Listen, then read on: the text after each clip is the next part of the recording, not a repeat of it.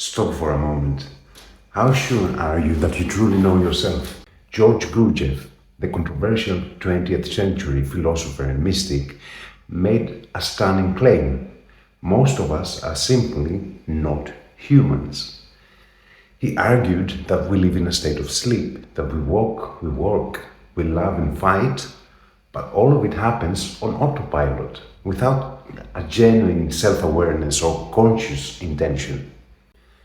Gurdjieff didn't just label us, he provided us a blueprint. He divided humanity into 7 types, 7 distinct levels of being, of awareness, and inner coherence. And only the last 2 types, man 6 and man 7, possess genuine free will and full awakening. All the others, we are merely reactive machines driven by the external circumstances. So the crucial question here is, which category do you belong to? Are you a sleeping man, number 1, 2, or 3, or have you begun the process of waking up? In this video, we're going to break down the 7 types of man according to Gurdjieff, and I will give you the map to find out where you stand and what you must do to ascend the levels of consciousness. So this is in a way a map of consciousness, and waking up might not be as impossible as you think. Before we dive deep into the 7 types, here's a very crucial and fascinating note. While often identified as a Russian or Armenian mystic, Gurdjieff's father was Greek, and his mother came from a Greek neighborhood in Armenia, and he grew up in a heavily Greek-influenced cultural environment near the Caucasus.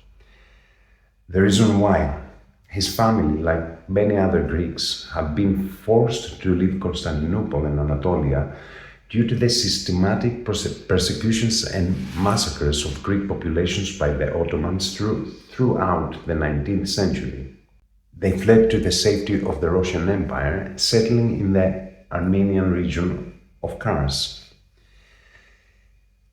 He was, in a very real essence, bridging the wisdom of the East with the core philosophy of the ancient Greeks, and it's a theme that you'll see repeated in his work, such as the famous quote of Heraclitus: "For those who are awake, there is one common and shared world, but when asleep, each person turns away to his own private world."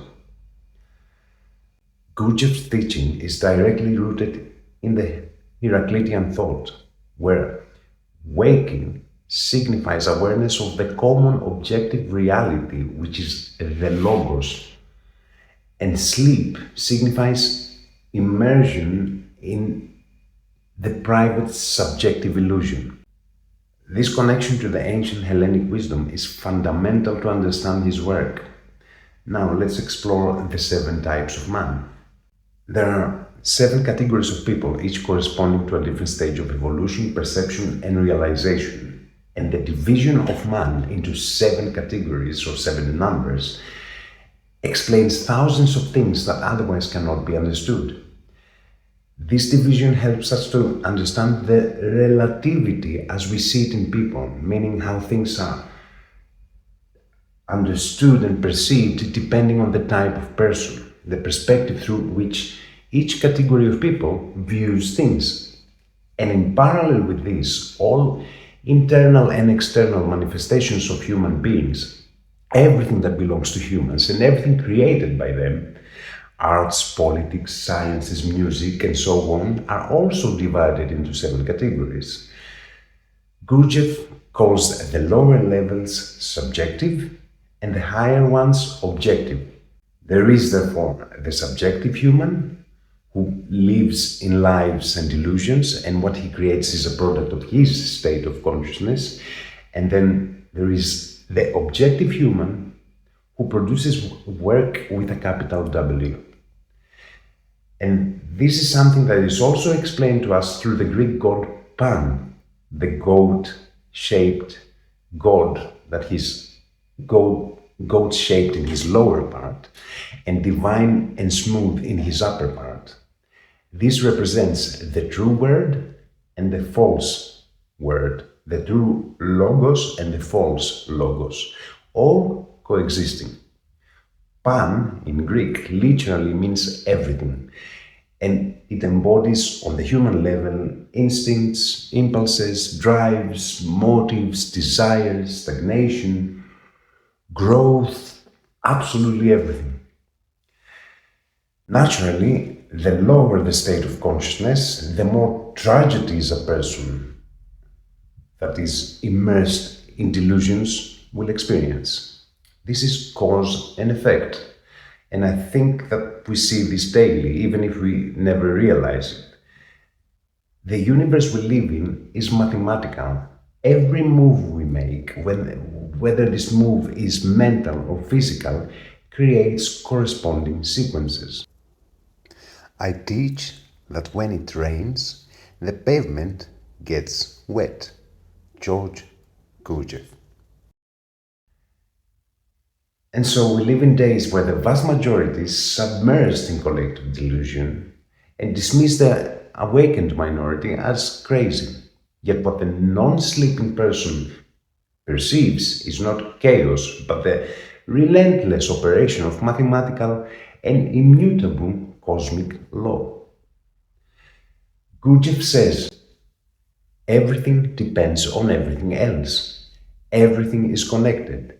Nothing is separate. Therefore, everything happens in the only way it can happen.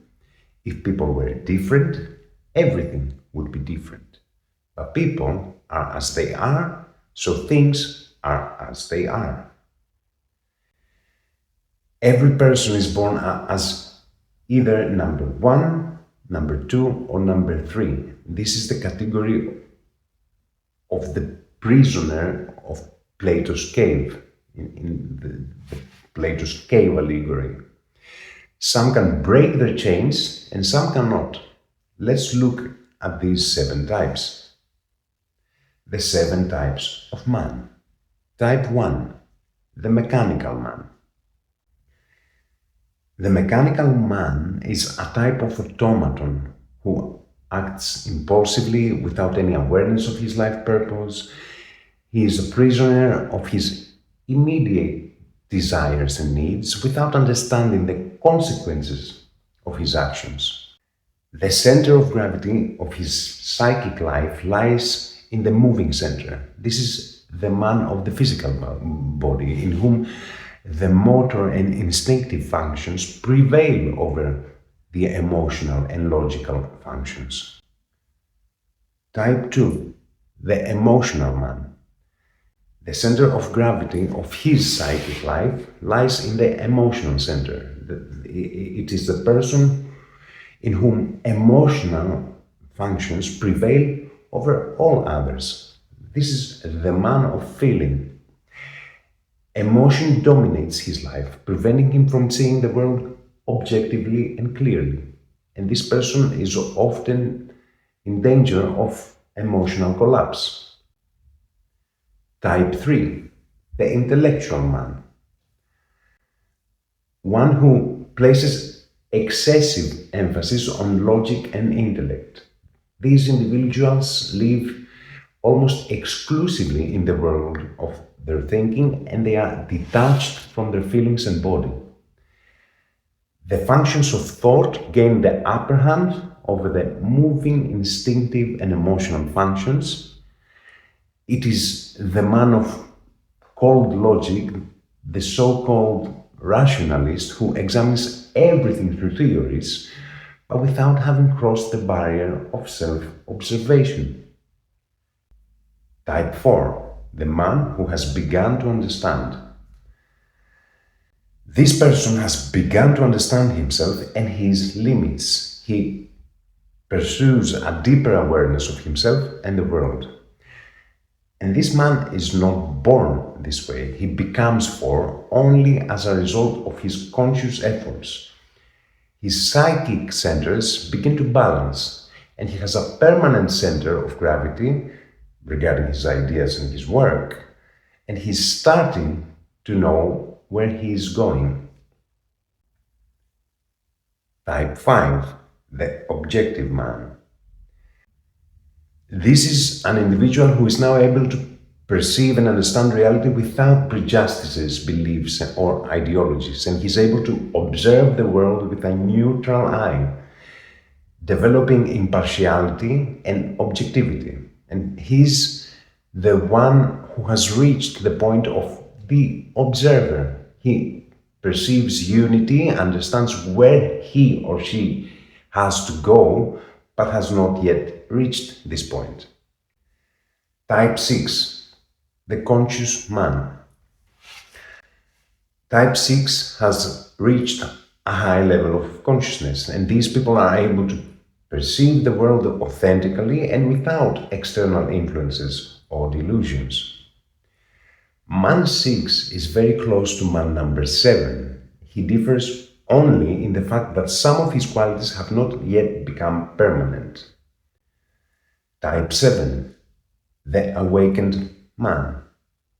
This is the highest point of human existence, the person who has reached the full development possible for man, having built everything a man can possess, that is, will, consciousness, a permanent and unchangeable I, individuality, and this is the level of Nous and Nous in Platonic terms. The pinnacle of being, Nous, methexis, and the Aristos. While intellect or intellection for Nous and Noises is often used in English philosophy texts, it falls short of capturing the full meaning of the Greek term.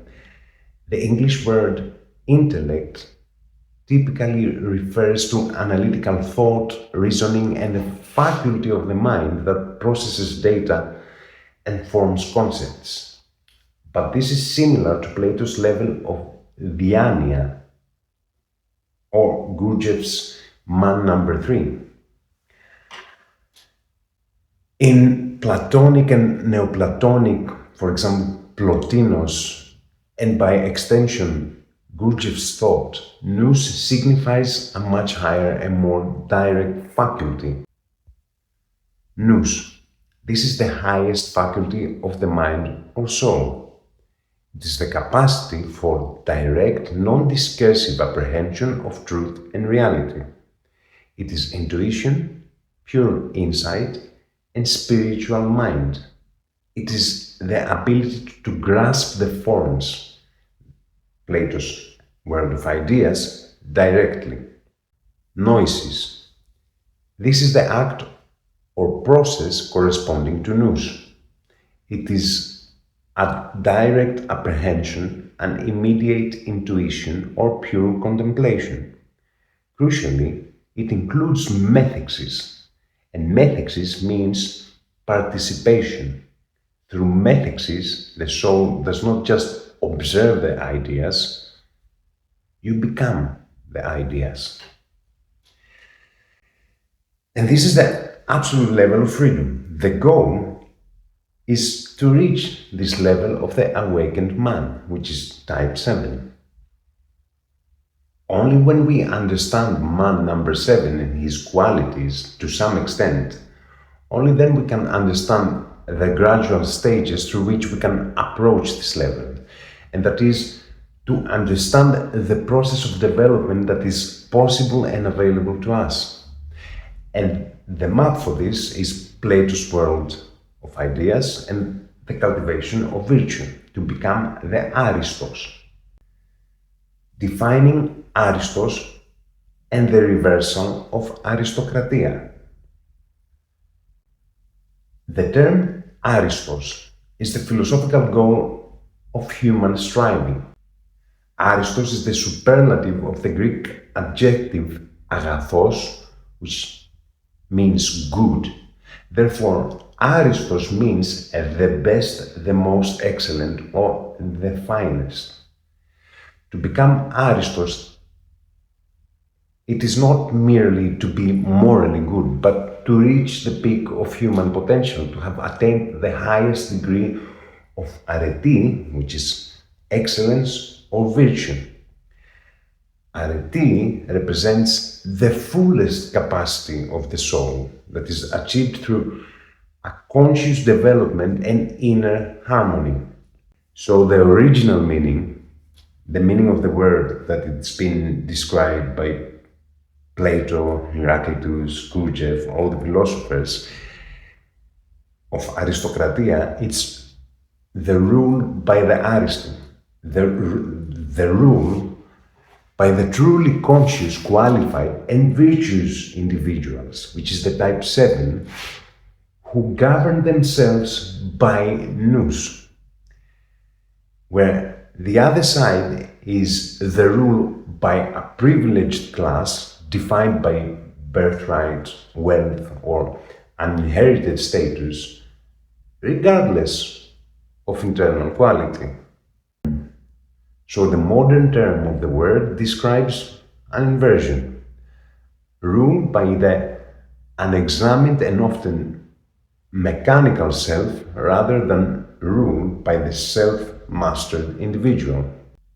As Plotinus writes, "Withdraw into yourself and look, and if you do not find yourself beautiful yet, act as does the creator of a statue that is to be made beautiful. He cuts away here, he smooths there, he makes this line lighter, this other one purer, until a lovely face has grown upon his work. So do you also.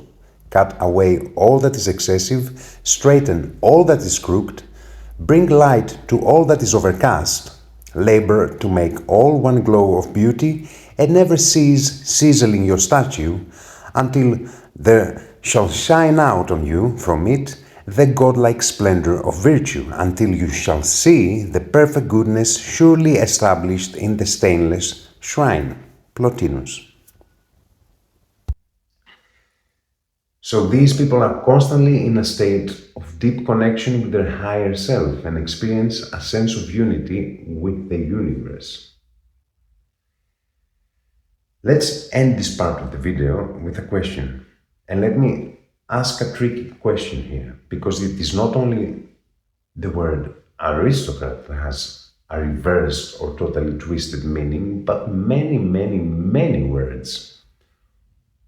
Who rewrote the dictionaries? The dictionary was not rewritten by a single person or conspiracy. Rather, the meaning of words has fundamentally changed by a shift in the control of cultural authority and institutions over time. The reversal of words like aristocracy or even the philosophical meaning of hypnos, which is sleep, occurred because the guardians of the logos, with a capital L,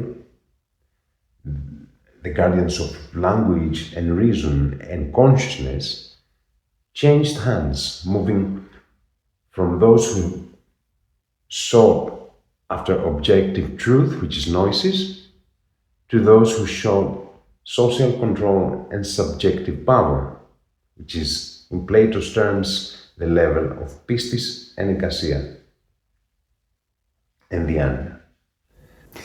Before we go further, let's briefly revisit Plato's divided line, the 4 states of consciousness through which the soul perceives reality. We have eikasia, pistis, diania, and gnosis. It's the 4 levels of knowing. The first 3 move within the realm of the senses, shadows, belief, and reasoning, and each mirrors the state of one's consciousness. There is a true and a false eikasia, pistis, and diania, and each is standing before the gate of self-observation, reflecting whether perception serves illusion or awakening. Only in gnosis does vision become the direct perception of objective reality. So here are the 4 key forces that over the centuries rewrote the de facto dictionary. 1. The political and financial class. They knew Aristo. When systems based on inheritance and wealth gradually replaced the Platonic idea of rule based on virtue, The ruling class needed to maintain legitimacy, and this was a very slow procedure that lasted centuries with different speed at different parts of the world at different times. In the Roman Empire, Marcus Aurelius was the last emperor who came out of the Eleusinian mysteries. From then onwards, we had a succession of very bad emperors that gradually brought us to the Middle Ages. And what happened there? They simply appropriated the noble-sounding word Aristokratia, which is rule by the best, and applied it to themselves, regardless of their moral or intellectual quality. So the word's meaning was corrupted by usage and power, not by the dictionary writers themselves. The dictionary later just recorded this new usage of the word. 2. The institutions of mass education. Absence of Paideia. As universal education replaced the holistic virtue-centric Paideia, which was the path to becoming Aristos, the depth of the philosophical language was lost. Terms like Nous, which is direct spiritual insight, were flattened into the single word intellect and analytical thought. And this shift reduced a multidimensional concept to a single lower level, Gurdjieff's intellectual man, type 3 that is, making the higher level of consciousness literally untaught and even unnameable for the majority. And if you have no words of expressing something, you cannot imagine it. 3. The shift from philosophy to empiricism. In ancient times, the ultimate reality was the world of forms, of ideas that is accessed by Nous. In the modern era, the highest reality is often defined only by what can be measured by the senses or analyzed by the rational mind, which is the modern scientific method. This shift effectively prioritized Plato's level of diania, which is analytical thought, and also pistis, which is sensory belief, over noises. Words that described higher consciousness lost their objective value and were reclassified as subjective, mystical, or unscientific, further twisting the common usage. 4. The majority, the sleeping collective. Language is a living system, and if the majority of the population, the vast majority, is submerged into collective delusion and uses a word to mean X, eventually that usage becomes the official definition of the word. So the dictionary writers and lexicographers were not the original corruptors, they were the scribes who simply recorded the usage of this mechanical majority. And the language itself, the foundation of the laws, became a reflection of the collective state of hypnos, which is sleep, operating under the level of nous.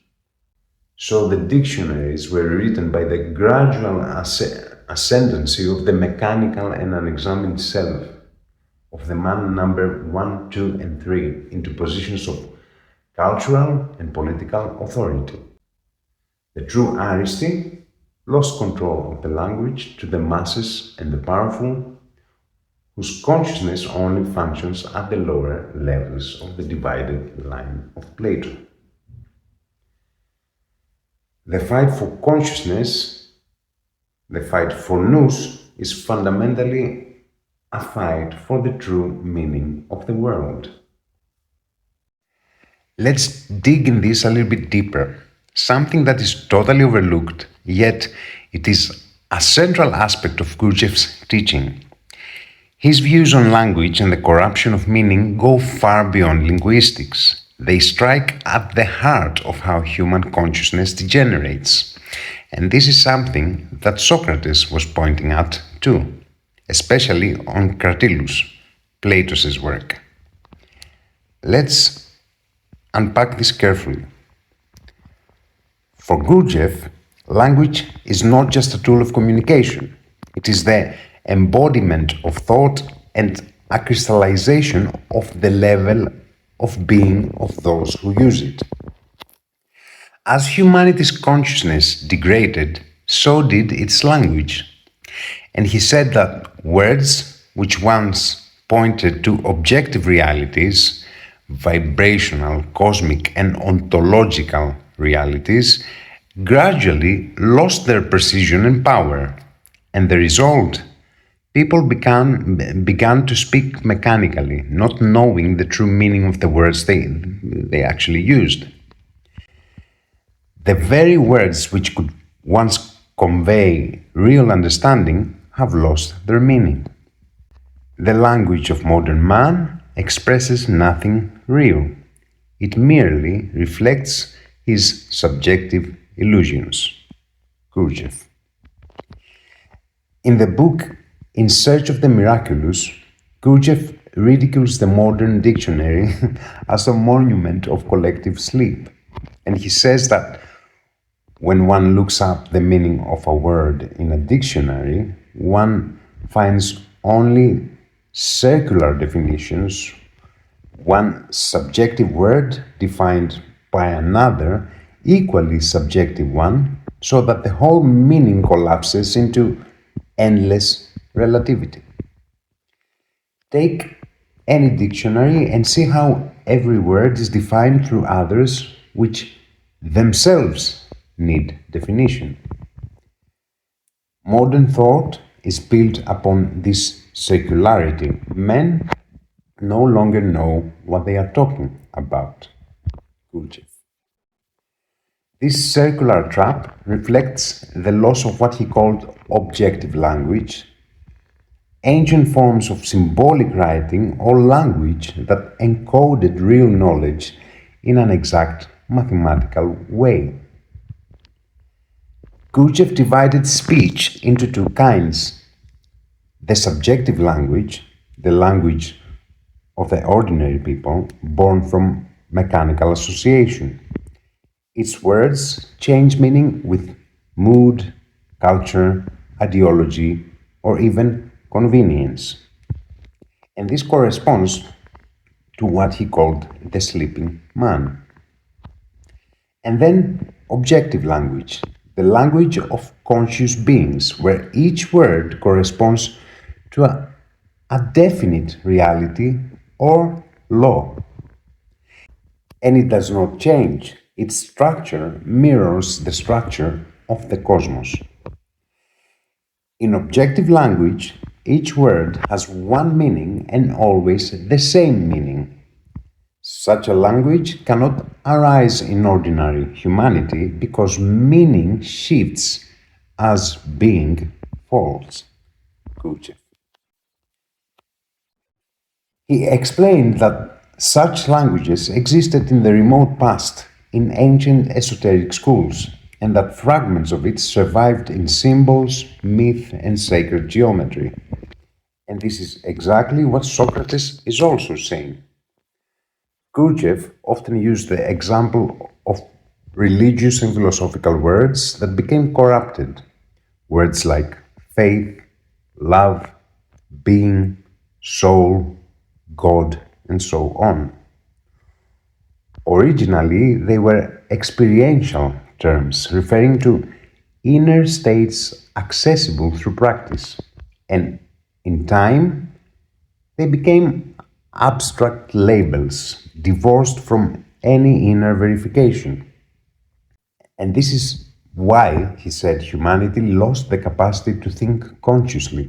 We repeat words that were once sacred, not realizing we have inherited empty selves.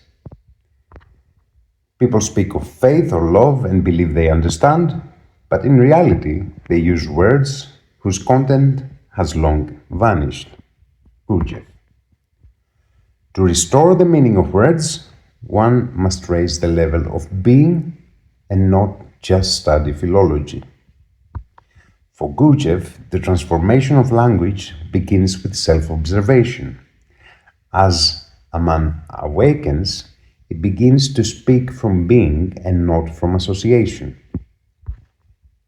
His words gain a new vibratory quality. They carry force.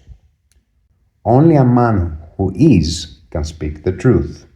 To speak truth, one must first be. Gurdjieff. The language of being, he said, is precise by nature. It cannot lie. Gurdjieff, before writing his first book, spent a lot of time thinking into which language to write. And he wrote that, although his original thought was to write in Greek, he dismissed it. One, because it would make it very difficult for his students to read, of course, and second, because although he would be using Greek words with their original meaning, they wouldn't be understood even from the Greeks who were already disconnected from their own language. And the same thing he thought about Armenian, as it is also an ancient language, but corrupted as well. So he opted for a deliberately difficult, non-literary style precisely to break the automatism of reading and force a different quality of attention.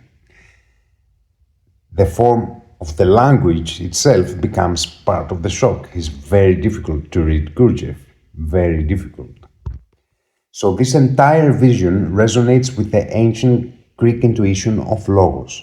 In Heraclitus and Plato, logos is not just word, but the very living order of meaning that is binding the soul and the cosmos. And when logos is forgotten, language falls from being a bridge between Nous, consciousness, and reality to a tool of opinion, of flattery, and trade. It's exactly the condition that Gurdjieff diagnoses. Already in classical Greek thought, we find the same warning, the same αρχή σοφίας ή των ονομάτων επίσκεψης, which is attributed to Antisthenes, and it means the beginning of wisdom is the examination of the names of the words. To begin to know, one must first inspect the words, what they truly point to, where they have been twisted, where they no longer match reality.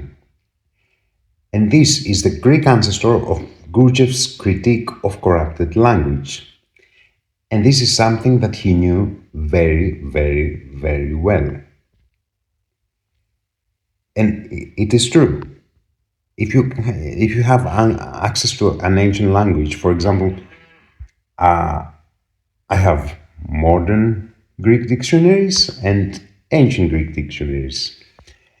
If you compare the meanings of the words, you see exactly the same thing that Gurdjieff is explaining. And if you read what Socrates says in Cratylus, you understand it even deeper. If we place this beside Plato's Cratylus and the divided line, the whole thing becomes clearer. There are levels of cognition, as we said, eikasia, pistis, diania, and noesis. There are likewise levels of speech, from mechanical chatter to objective word. As long as we remain in the false side of eikasia, pistis, diania, by using inherited and corrupted words without any inner verification, we live in second-hand meanings. And only through self-observation, which cleans the instrument of perception, can then logos once again align with reality, approaching the precision of objective language. And this is the bridge between Plato's ladder of consciousness and Gurdjieff's science of language, showing how the degradation of words mirrors the fall of being itself, and how the restoration of meaning begins with the soul itself and self-observation. The practical path, internal connection, and Hestia. Gurdjieff's goal was to help people awaken from the state of sleep and evolve through greater awareness of themselves and the world. And through practices such as inner work, meditation, and the search for the inner knowledge, higher levels of evolution and realization can be achieved. And a practical way to understand and deepen this is to gradually pay attention and connect with the organic sensations of the body that induce different states of being.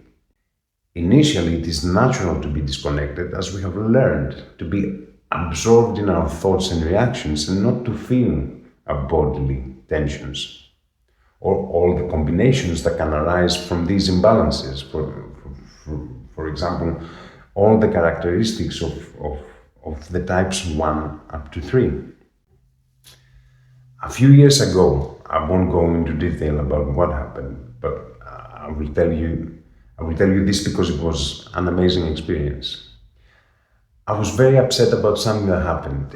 I didn't cause it, but let's say it was an attack from a person of the types 1 to 3 towards me. I didn't react. I left it on autopilot, and it was a period when I was meditating a lot every day and I was quite connected, let's say. So the next day I woke up, having read all the insults and the general attack that was launched via Facebook Messenger. And what did I do? I put on a bit of Epictetus to listen to the text of the Empiricism, the book. Then I laid down on the couch, closed my eyes, and felt the energy of sadness moving through my body.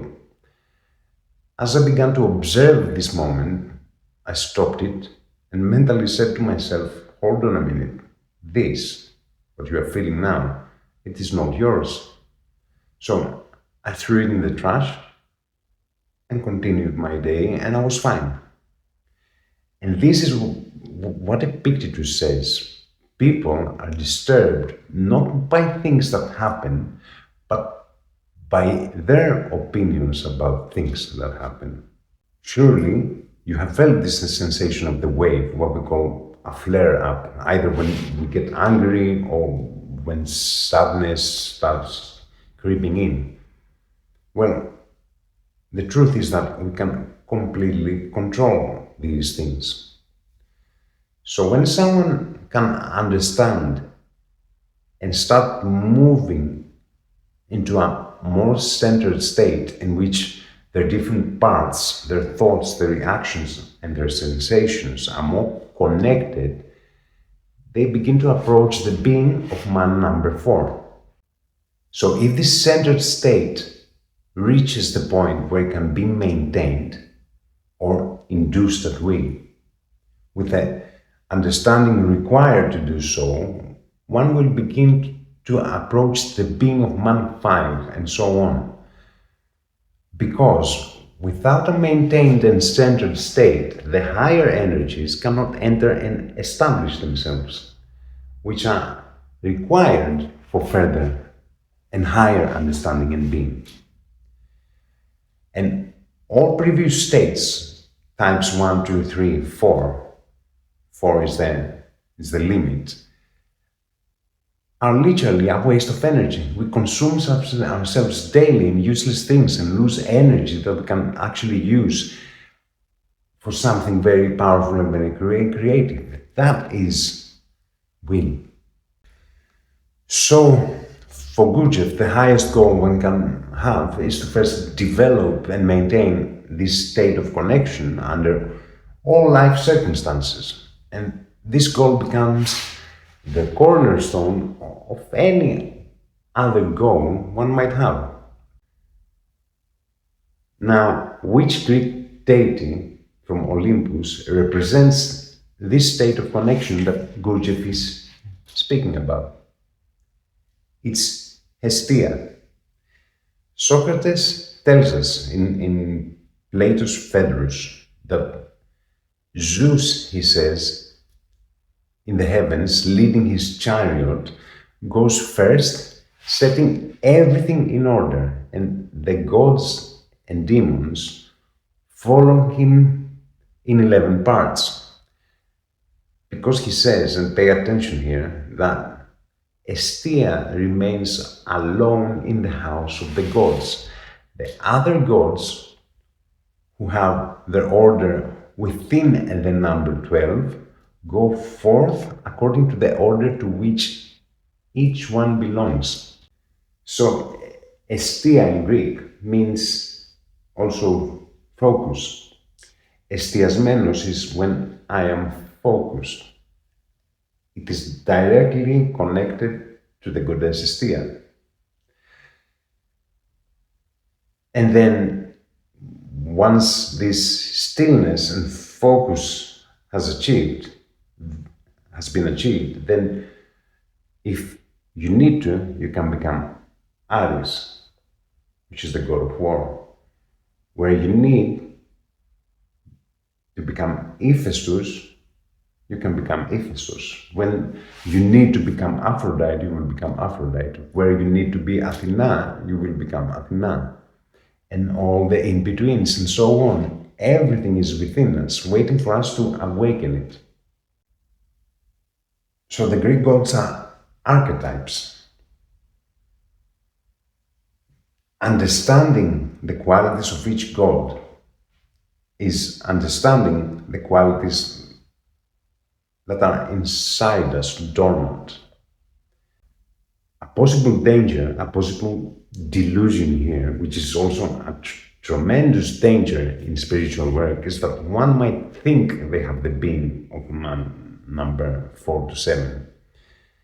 This creates the feeling that because they have learned a few more things, they are kind of special or important and so on. And this is why someone must always examine oneself, and we must never forget to always be the observer of ourselves. And this is what Socrates means when he says, if I remember, he says it in the Apology, I'm not sure, but he says, am I also like them? Whom? Socrates. Am I also like them? But first, to reach this level of self-observation, we must have gained a grounded experience of being centered. What does it mean to be centered and connected? So that we then can have a measure of comparison with when we lose it and when we are not connected. So I think this is also the key to the door that leads you from assumption to belief and discursive thinking, which are the 3 first levels of Plato's divided line, to direct apprehension, which is noesis. Conclusion. Gurdjieff, Plato, and the call for Paideia. Gurdjieff's thought offers us a very beautiful guide map for the process of human evolution and the possibility of awakening from the state of sleep. And this map is not a new invention, but in essence is the Greek thought that was lost during the Middle Ages coming back to the West. The connection between Gurdjieff's types and the levels of the soul and consciousness are described by Plato provide the ultimate philosophical framework. In Plato, the soul has 3 parts: the logistikon, which is the rational part, the thymoides, which is the spirit, the emotion. And then epithemitikon is the desiring part of ourselves. So the health of a soul depends on the logistikon guiding the other two.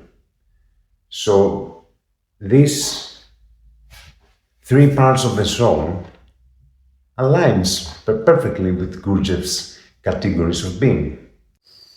So I made a little board here.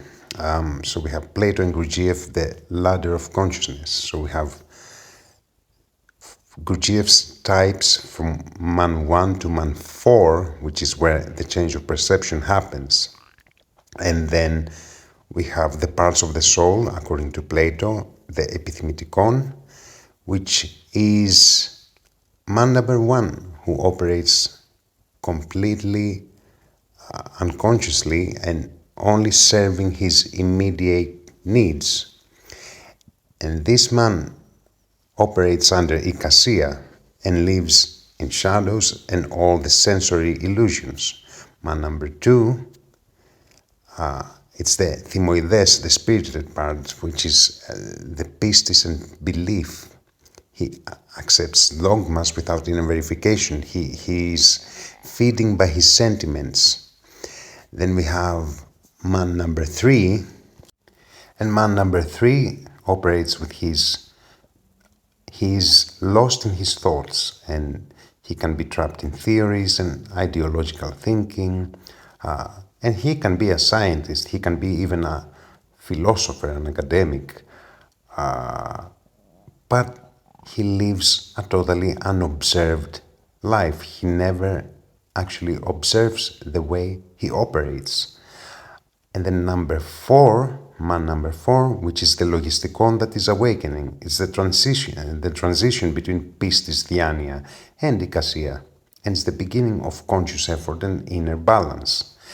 Now, where we need to be careful is that all of these things work in a spiral manner. So a man number 4 might need to go back and correct bits and pieces from his soul wiring, so to speak, where he can still have bits and pieces from man number 1 or man number 2 or man number 3 that he needs to go back and correct. So all of these things work in a spiral manner. The societal context of imbalance. So the sleeping types, men 1, 2, and 3, are prone to manipulation because they lack inner order. The epithemitikon or thymoides dominates their soul. They fear chaos and desperately seek external control, making them the raw material of every tyranny. And contrastingly, men 4, 5, 6, and 7 develop internal Paideia, which is internal education, internal culture, and self-regulation. And this is rendering them immune to manipulation. Their true freedom comes from their self-knowledge and the harmonization of the soul under the logistikon, or Nous, at the highest level. The harmony of the brain, ancient Paideia. Ancient Greek Paideia was precisely designed to move people up the scale, aiming for the harmonization and balance of the two sides of the brain. When we have an imbalance of the left hemisphere of the brain, of logic, analysis, and order, this leads to a coldness, a lack of empathy, and when this connected to the reptilian brain, part of the brain, which is where our sense of survival, fear, and aggression comes from, this imbalance is what creates psychopathic tendencies that we can see in positions of power, of bankers, of politicians who prioritize control and goal orientation without conscience. When you have an imbalance of the right hemisphere, which is the part that is connected to intuition, emotion, and creativity, this leads to chaotic thought, over emotionality, and if this is connected to the mammalian brain, which is emotion, social behavior, this imbalance fosters subservience and an inability to develop personal will. The true goal of Greek Paideia was the integration and balance of both hemispheres, ensuring that the individual uses both the logistikon, logic, and intuition, emotion, the thymoides and the epithymikon in harmony, thereby developing an integrated person who would reach the highest levels of Gurdjieff's scale. Once education, which was the goal of ancient Paideia, was to become fully human. Now, education is merely something to get credits. The philosophy of Gurdjieff, rooted in the deepest Hellenic tradition, reminds us that the only way out of the external chaos is through internal order. And this is exactly the journey from the mechanical man to the awakened man. Thank you very much. Bye.